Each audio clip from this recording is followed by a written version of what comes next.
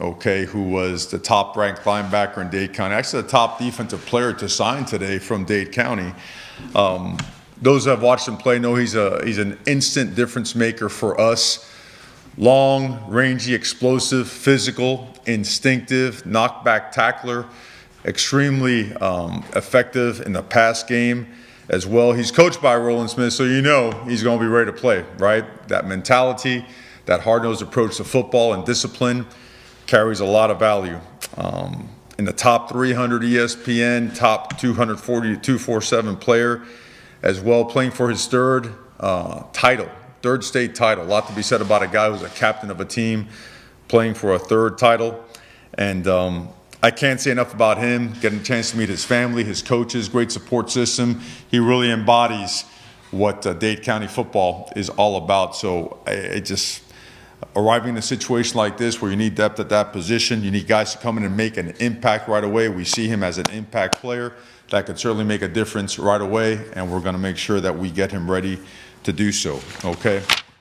Rolling right along with the quarterback, Ja'Curry Brown. A lot of really interesting stats for you guys on Ja'Curry. He's nearly 10,000 yards in his career, okay? 10,000 yards, 5,000 passing, 5,000 rushing, 100 touchdowns, over 100 touchdowns actually, okay? A guy that not only the Region 7A Player of the Year in Valdosta, but it's for nearly every single year he was there, he took the team all the way to the semifinals, okay? So here's a guy that knows how to win. He is loved by everybody in the school. It's the first thing that pops is not only his stature, his accomplishments, but his demeanor. He's got the presence of what you want from your quarterback, a guy that people naturally gravitate to. Hard-nosed football player, accurate, great pocket presence, can do it with his feet, can do it with his arm, natural throwing the ball. Again, very, very accurate. You always look at completion percentages. You eliminate the bubble passes. You eliminate the screen passes. What is he like throwing the ball down the field?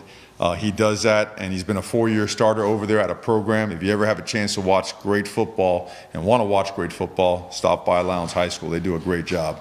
But again, a guy that we're thrilled to death that could look at competition right in the eye. He knows we have a competitive quarterback room, and he's running right to it.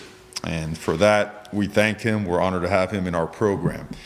Okay, Chris Graves out of Fort Myers, Bishop Moreau, 6'2", 175 pounds. This is a guy that, you know, he's coming in as a corner, but he impacts the game in all three phases. He's long, instinctive, great ball skills, physical, natural tackler, natural with the ball in his hands, affects the game on special teams as well. Another top 247 player, another ESPN top 300 guy, a guy that we also feel can come on in and immediately have an impact on our program in so many different ways, okay? But again, another hungry, driven young man that wants to be a part of this family. Had a chance to meet him this weekend as well as Ja'Curry, as well as Wesley. Wesley I met right when I got off the plane, before I saw any family members pretty much. So, but all in all, again, Chris Graves, a great football player for us. Jaden Harris was a guy that surprised a lot of people today when he committed to us. Another player from Georgia, one of the better players in the city of Atlanta. Atlanta has great football. A soccer player to begin with, a guy that made the transition over and just very natural. When you play soccer and you have to use your feet the way they do and you make that transition, at first it's difficult. He was very natural with it. Huge upside with him, another big guy, long guy, 6 foot, 180 pounds. Two-way player as well, first team All-Region by the Atlanta Journal-Constitution, and really looking forward to getting him on campus to join his brothers over here. All right, jumping over the offense, Isaiah Horton, okay, from Murfreesboro, Tennessee, Oakland High School, 6 foot. He's listed at 6'3", 190. When you see him in person, he looks a whole lot bigger than that. I was shocked at how big he was. Big physical receiver, stretch the field guy, can also get in and out of his breaks to run all the intermediate stuff, the short stuff. Very physical blocker on the perimeter. You know how necessary that is nowadays with a perimeter game, both in the run and the pass game. Another ESPN 300 guy, top 247 guy. He transferred to Oakland in 2020 and helped them to their first ever 15-0 season. I think things like that have to stand out, right? Guys that are natural at leading and changing things. But we talked about how much he can stretch the field, how physical he is. Just a guy that plays the game hard. 70 catches, 1,300 yards, 17 touchdowns in his 2 seasons over at Oakland. Really excited to get him over here. Okay. Just a little while ago, you guys know to win football games, you got to stop the run, you got to affect the passer, and we got just that in Nigel Lee Kelly from Dillard High School, 6'4", 240 plus pounds, one of the top players in the country, a guy that he does it all. Incredible first step, knocks back tackles, tight ends, sets edges really well, really affects the passer. I think he had 25 sacks in his last couple seasons over at Dillard.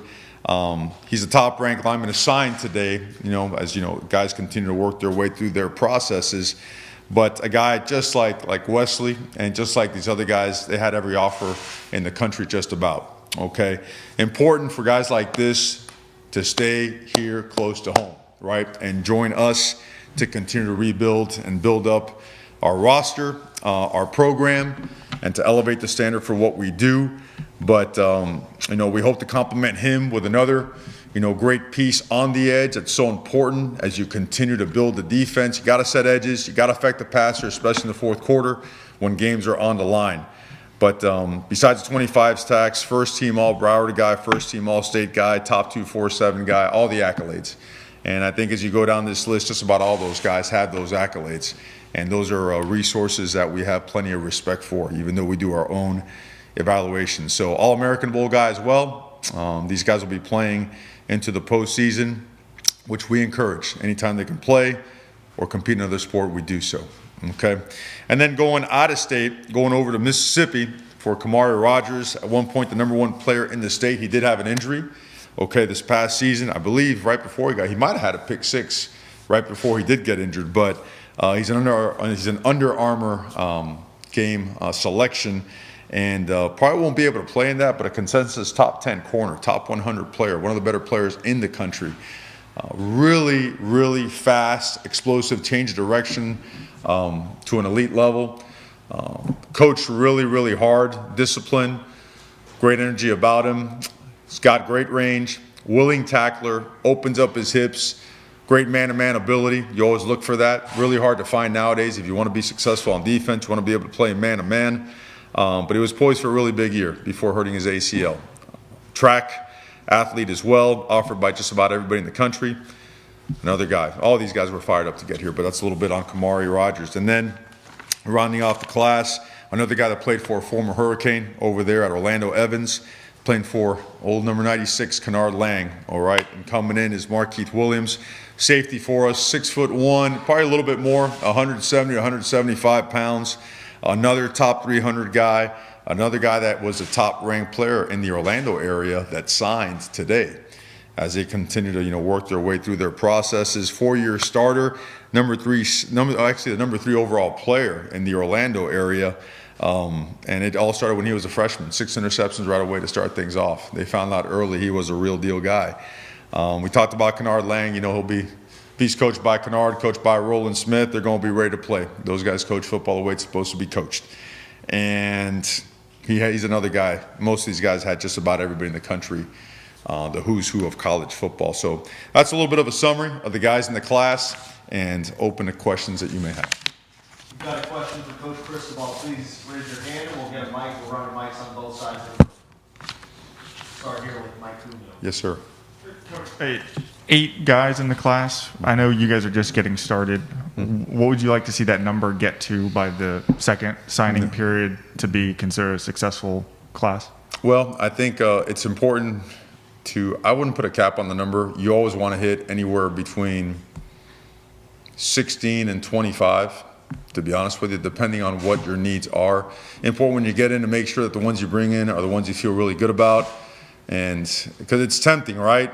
It's tempting to spit some offers out there and maybe grab at some guys that you see on film that have athletic ability and feel like they have a chance, but you hesitate a little bit when you don't know everything about the person, the character, the competitor, and everything else that goes with that. So we went quality over quantity to start off, but just to be clear, this is ongoing. I think we'll end up between the use of the portal, some other guys that are still out there that are unsigned, I think we'll land anywhere between 16 and 20 guys signing and being part of this class, whether they be transfers or freshmen that are signing. So, but we don't put a cap on it. Whatever the max number is, that's always going to be the goal, right? Whether you do it immediately, whether you hold some for the spring and the summer, this whole, the advent of the transfer portal allows you to build your roster in different ways. Sometimes it's, God forbid, there's an injury during the winter conditioning program or in the spring, and you have to fill needs. It's always good to have that flexibility. NCAA rules are forever just evolving and revolving, right? There's now a +7, little caveat in there that you can use if you have 7 that do leave your program. So taking all that into account, but full throttle and finding the very best. Hey, Mario. Good to see you. Matt over at Kane Sport and Rivals. Okay, a two-parter for you, which I used to ask you back in the day, I think. The first one is, just How talk come about... everybody has gray hair now that used to have dark hair, Thanks for the compliment. Okay, I man. appreciate that. First part is just the biggest challenge of getting this done in that 10-day window. And then the second part is you have a roster. You mentioned you want to take the 16 to 20, great. But you have a roster that's almost like 80% freshmen and sophomores next year. So, what's the challenge in that? And when do you balance it and try to sort of get older guys to sort of, balance the classes? How hard is that going to be? Absolutely. No, it's a great question. Is how hard is it coming in? Well, when you're on, when you're on the other side of the earth, right? And the majority of your recruiting efforts took place on that side. That's where there's some challenge to it. But there was some overlap. Nigel Leak was a guy that we had over there a bunch of times. I'm very familiar and felt very strongly about him and knew his family really well. And then a lot of credit to the guys that have been here working on staff that established some good relationships and were able to help myself in the transition, That's huge. In terms of roster staggering, I think you make a point that is very undervalued and underestimated. There has to be a stagger, right? Because there has to be hope, there has to be a strategy for how you stack your roster, right? If you're overlogged with guys in the same class at the same position, well, it's probably going to be an empty nest, next time you come around for the season or for the spring.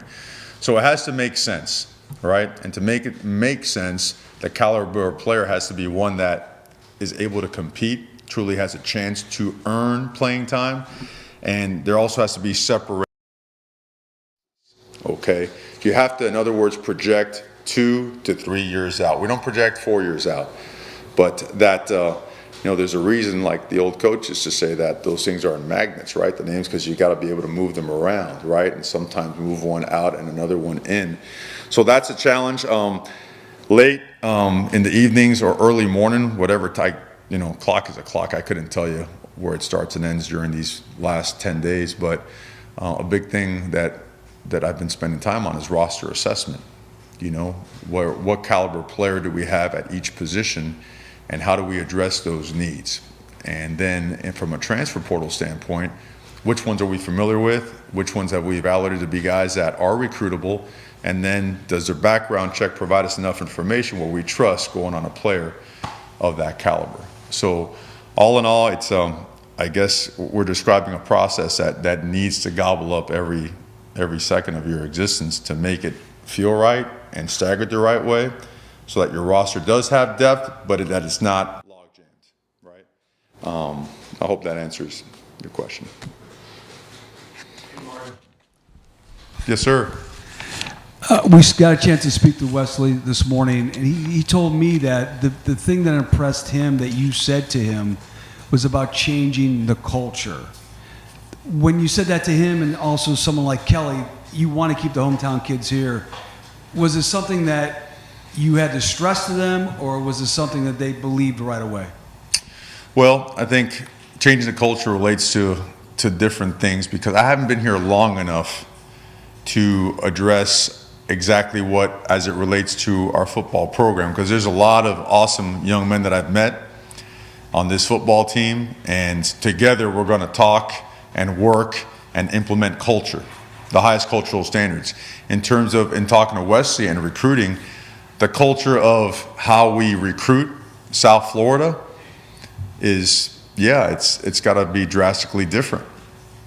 It has to be. I mean, I remember being a graduate assistant here in 1997. I remember the caliber of player, and I had played at Dade County. I mean, I played, and you always felt, man, this is really good football. But until you go away, right, you don't realize that Dade, Broward, and Palm Beach has a special brand of football. And as it relates to culture, this has to be the most appealing place to our local players.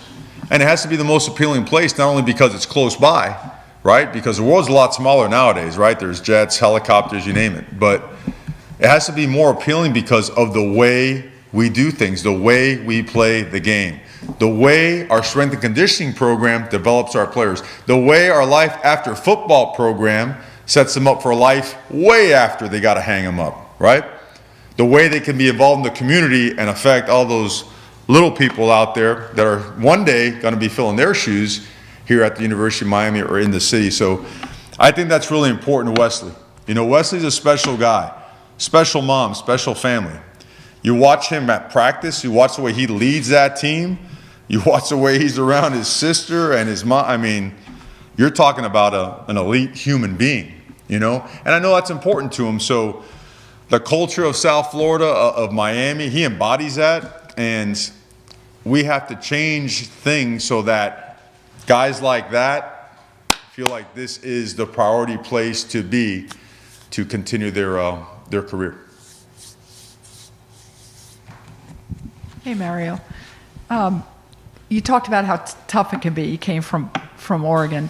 How exhilarating have these 9 or 10 days been? Anything that you learn when your recruiting window is that narrow? And also, I know last year's signing class, they were very close-knit bunch, and it might be too soon for you to know this, but have you gotten a sense how these guys connect with one another, and how important is that? Oh, it's critically important. I think, you know what you relearn all the time, Susan? You relearn the importance of relationships, right?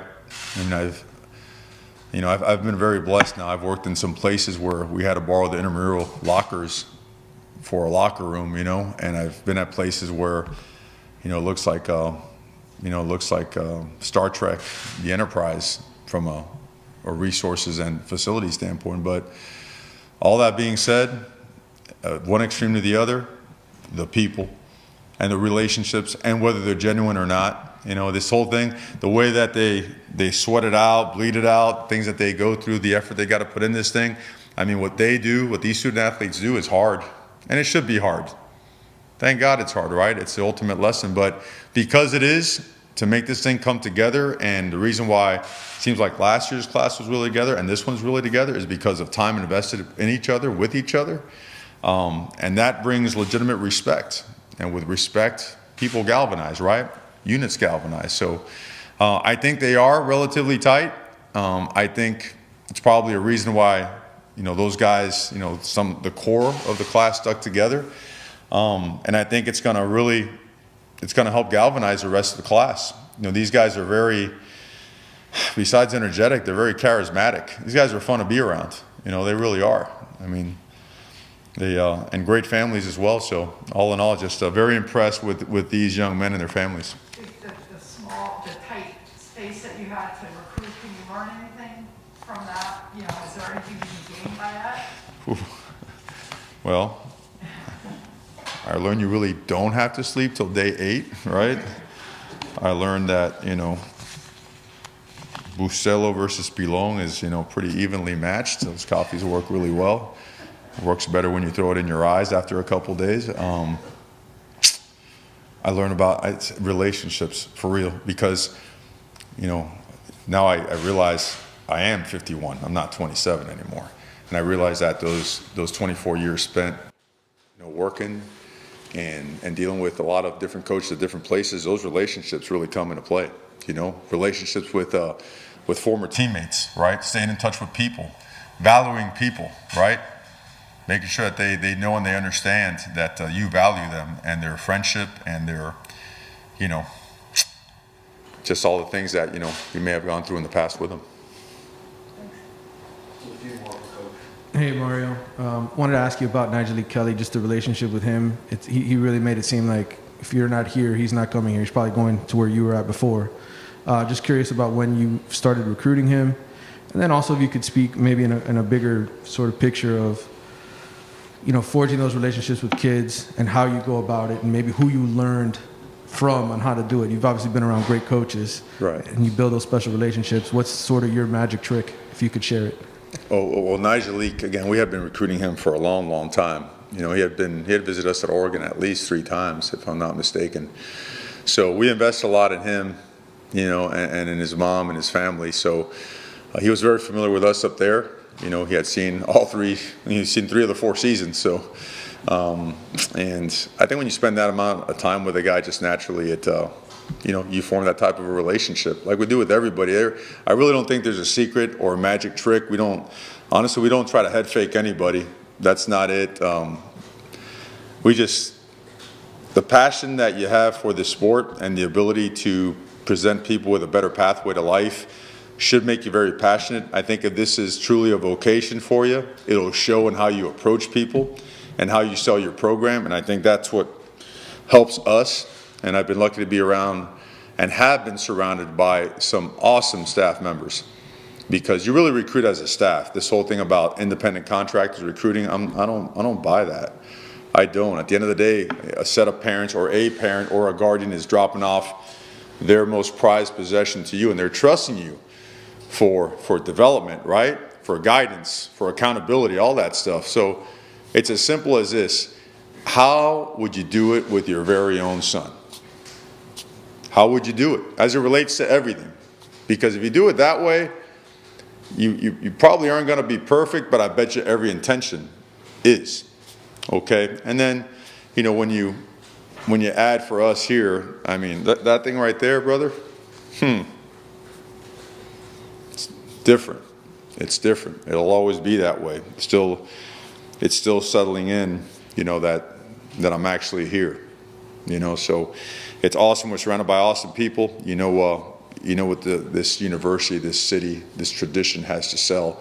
And with this just renewed enthusiasm and momentum and level of investment, it's generating a lot of powerful momentum, and one that we have to ride into this second signing period and then right straight into the 2023 class. We got to really dive into the trenches now. We've got to be about the trenches in the line of scrimmage, so we've got some work to do there in terms of recruiting. Certainly we still got to do some work, like to again complement the edges. They're still got to get at least one more really, really good, excellent elite edge player, I should say. At linebacker, what a blessing with Wesley, getting here, all these other guys at DB that signed with us today.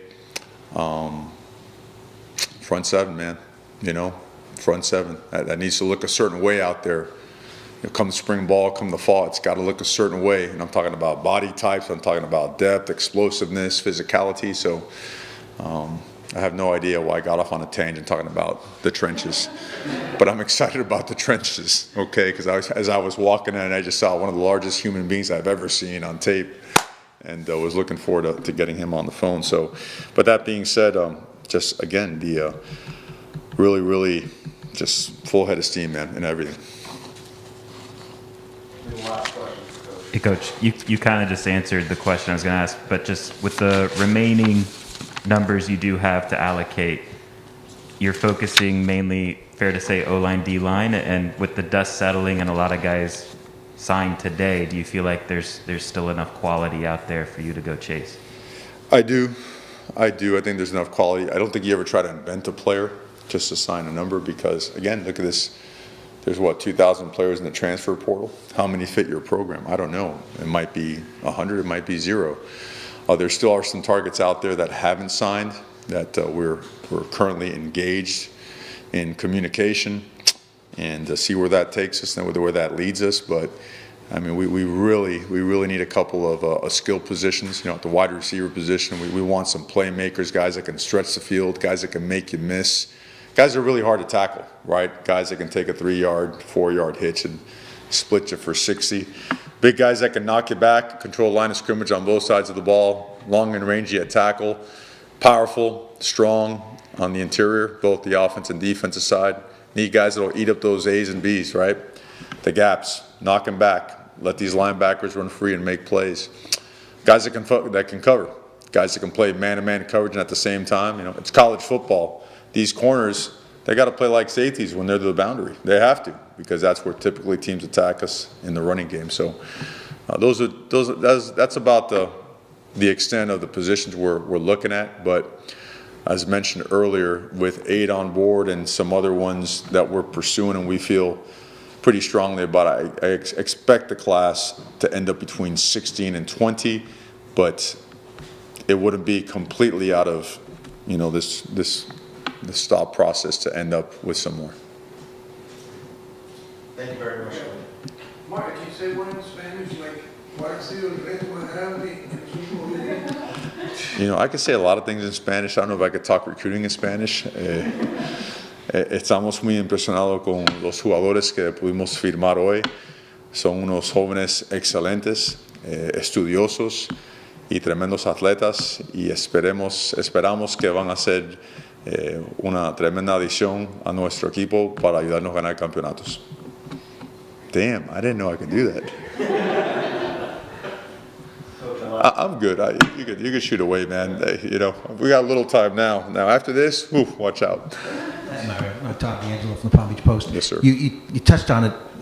Talk about the challenges of the puzzle now with the putting a roster together because of the portal and not going, you know, not just grabbing kids when you're recruiting high school kids right away, because you have to kind of fit people in now. And what will that be like for you between now and early February signing period? Yeah, no, this puzzle is ever changing. That's the part that's really difficult now. It's really going to be, I don't think until 4 or 5 years go by where we'll truly be able to assess the impact and the effects of the portal, because remember, the portal works both ways, in and out, right? What are you going to look like? What's your current roster going to look like at the end of a certain time frame, after winter conditioning drills, after the fourth quarter program, right? Because that's really challenging as well. After after cultural standards are in place, what's that going to look like? So it just doesn't stop. It really doesn't. You have to assess your roster every day when you walk in the building and when you walk out, because it could change that quickly. And it might be one guy, but you know what? One guy's important.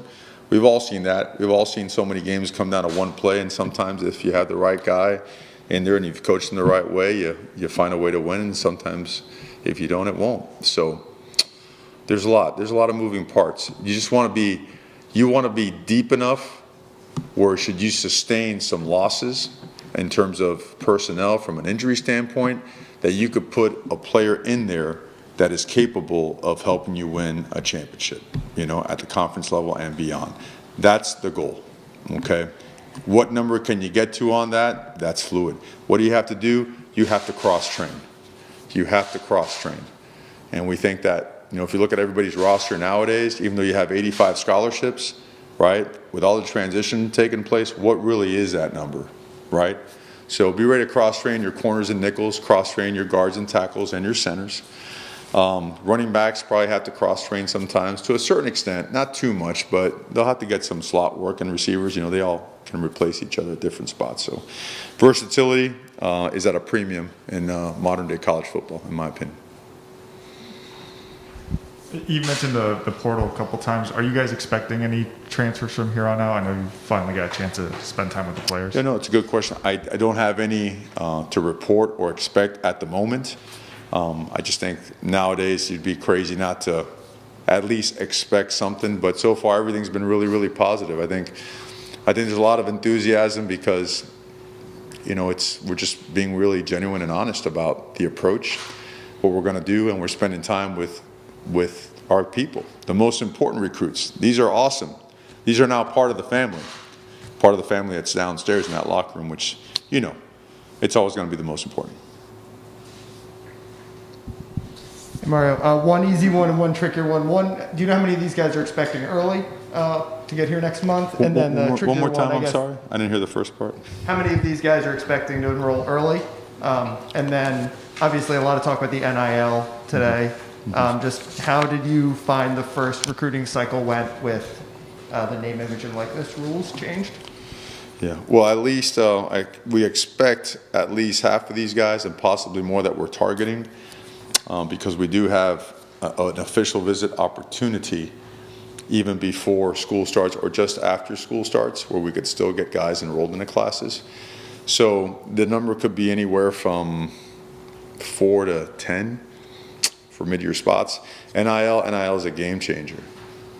It is, and will continue to change the game. You've seen, man, where do you start with this, right? You've seen different NIL opportunities constructed in different ways, and you know what? I'm all good with it. It's just you want to continue to have a great feel for the pulse of which way it's going, and you'd like to stay ahead of the curve with it in terms of understanding it. Remember, you can't actually construct anything or have any hands-on dealings with it, but the people that can and the people that are in that industry, you know, and the different companies that have been set up for different universities around the country, certainly have to keep up with things, because they will continue to shift, right, the focus of recruits and their families because of the capabilities it will provide.